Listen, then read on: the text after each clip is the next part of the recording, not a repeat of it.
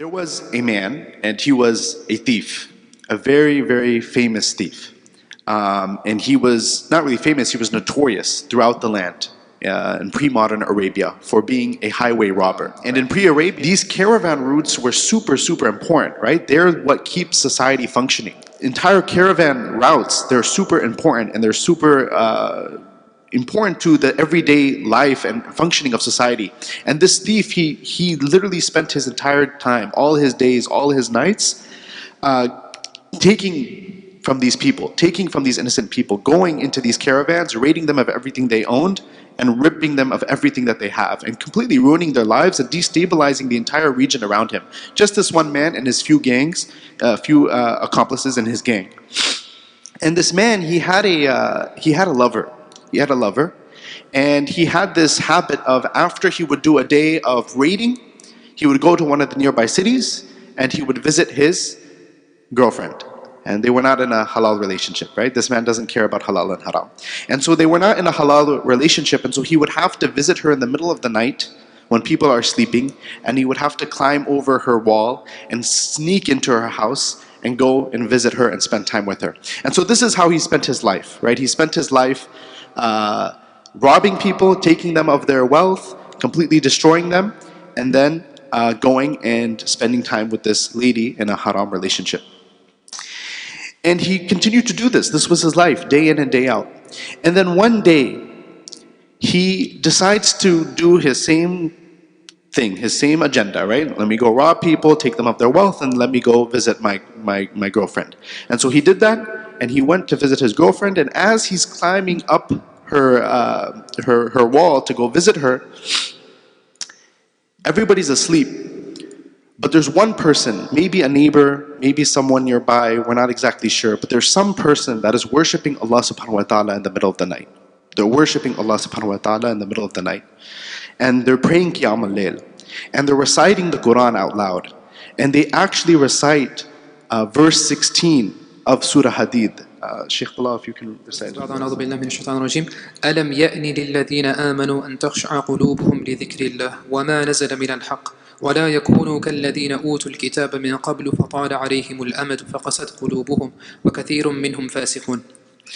SubhanAllah. So this is what he hears, right? As he's getting up over this wall to visit his friend, this is what he hears. He hears this ayah, and the rough translation of this ayah is, has the time not come for those who have believed that their hearts should become humbly submissive at the remembrance of Allah and what has come down of the truth? So this is the ayah of Allah, that Allah subhanahu wa ta'ala sent down. This is the ayah that he hears. And it shakes him so much that he actually responds in live time. As he's climbing over the wall, Allah subhanahu wa ta'ala says this ayah, hasn't the time come for the believers to humbly reflect on what Allah subhanahu wa ta'ala has sent down? He hears this ayah, and he actually responds in live time, and he says, Bala ya Rabb, Bala ya Rabb. He says, yes, my Lord, yes, my Lord. As he's climbing over this wall, he says, yes, my Lord. Yes, he's answering what Allah subhanahu wa ta'ala is asking. Right? And Imam Bilal told us about the concept of, we know everybody has two lives, and the second life begins when you realize that you only have one life. And so this hit him in this moment.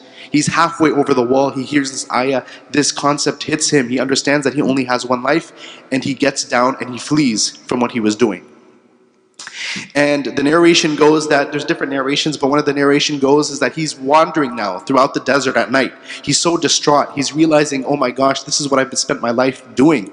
I've spent it robbing people, and I've spent it in this unhalal relationship, this impermissible relationship, this haram relationship. Right? He was realizing this. And so he's walking around now in the desert, very distraught, just reflecting on his life. This one ayah, subhanAllah. And he's walking, and he comes across, in the middle of the night, he comes across a group of people that are sitting in the middle of the desert. They're travelers, and they're sitting around a fire. And they're wrapping up their night. And he approaches them and he asks them, you know, I'm wandering in the desert, can I join you guys? And they said, yes, of course, come sit with us. And so he sits with them. And he's sitting with them, and he starts to listen in on their conversation.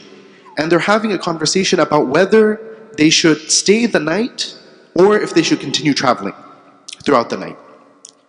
And he hears one of the brothers say, you know, we can't stay the night. We can't stay the night, we need to go, we need to go. And then another one pushes back and says, no, we have to stay the night tonight. We have to stay the night. Do you know why? There's a very famous, notorious thief in this area. And his territory is really close by. And I'm not comfortable us traveling in the night, maybe stumbling upon his territory, and he'll take everything from us. So, you know, I've heard from my friends, I've heard from other travelers that there's this other route we can take, there's this detour, let's wait until the morning, get a sense of our bearings, and then let us continue. And this thief who's just joined them, he's sitting there and he sees the look of concern and distraught on their faces. And they all agree with this brother, they're like, yeah, you're right, we need to avoid this man at all costs. And they're literally talking about him and they don't even know it, and he's in their company.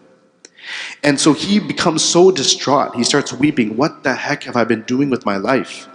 That my name brings this type of fear into people's lives. It shakes people up so much. How do I turn my life around from here? And what's so powerful is that it's these ayahs of the Quran that we did the tafsir of tonight that changed his life. It's ayah verse 16 that Imam Bilal did tafsir of. It's that ayah that changed his life. And how do we have the story? How do we know what this story is? This man is Fudayl ibn Iyadh. And he was one of the great scholars of Islam. And he became an abid of Allah subhanahu wa ta'ala, a great worshipper of Allah subhanahu wa ta'ala. And he actually narrates the story himself to his students. And that's how we have this story today. And his writings and his work are in many of the classical books. Imam Bilal can go further into his life and who he was. But that's not the point of today's family night. We're just sharing this story because he changed his life around, and the ayah that changed his life was one of the ayahs that we did tafsir of tonight. And that's what's so powerful about this, brothers and sisters. So what Imam Bilal was sharing, right? Two concepts. Number one, that we only have one life. We have two lives, but the life starts when we know that we only have one life. That's concept number one that directly affected him in this story. And then the second concept is that if we pray the best isha of our life right now, then we're okay and we can go home, right? So we can be okay no matter what affects us tonight. May Allah protect us all, right? So he was doing something bad at night, and this ayah struck him so much, and it changed his life.